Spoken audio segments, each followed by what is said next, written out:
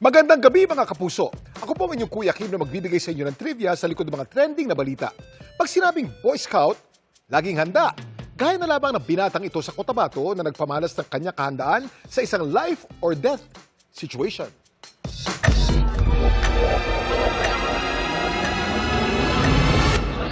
Makapigil hininga ang tagpong sa resort na ito sa Kabakan, Cotabato. Nang ang lalaking ito nalunod. Natarantaman ang mga nakapalibot sa biktima, pero hindi ang binatang ito na lakas loob na ni-revive ang lalaki. Huwag kayo mag-initiate ng kahit ano kay paramedics lang. May mga umaawat man sa kanya. Tuloy pa rin ang pag-CPR niya sa biktima.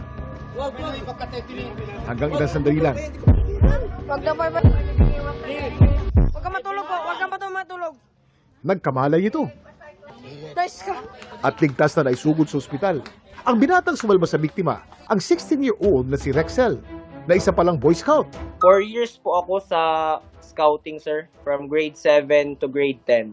Kakarating lang daw noon ni na Rexel sa resort na malunod ng lalaki. Nakita ko po siyang walang malay at yung mga mata niya po ay walang response. Ang duda po namin, sir, is na-slide po siya.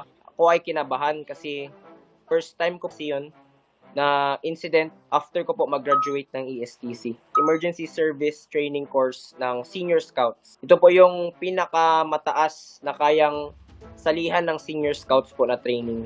Kahit kabado man, agad daw niyang in-apply ang kanyang mga natutunan sa training.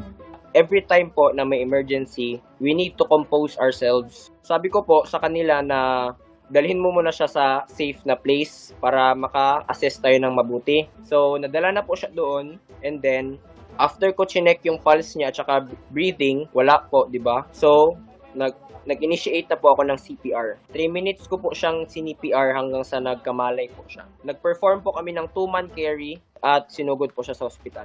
Sa awa po ng Diyos, okay na po siya ngayon. Nang dahil sa pinamalas na kabayanihan ni Rexel, kinilala siya ng kanilang LGU, pati na ng Boy Scouts of the Philippines. Nagpapasalamat po talaga ako sa pamilya ko na pinasali nila ako sa ganun po na training. Dahil po sa training na yun ay nakatulong po ako na makasalba ng buhay. Mabuti na lang ang ating mga Boy Scout. Laging handa.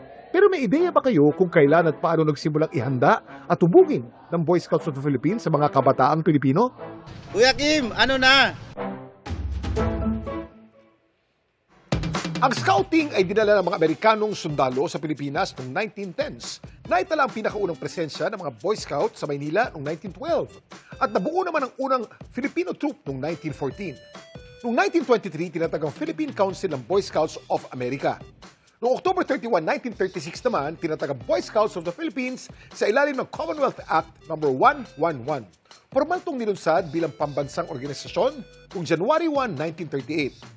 Mula noon, naging daan ang BSP para hubugin ang mga kabataang Pilipino upang maging mabuti at responsabling mamamayan sa pamamagitan ng iba't ibang activities gaya ng camping, community service at leadership training. Samantala, para malaman ang trivia sa likod ng viral na balita, i-post o i-comment lang, #Kuya Kim, ano na? Laging tandaan, importante ang may alam. Ako po si Kuya Kim at sagot ko kayo 24 oras.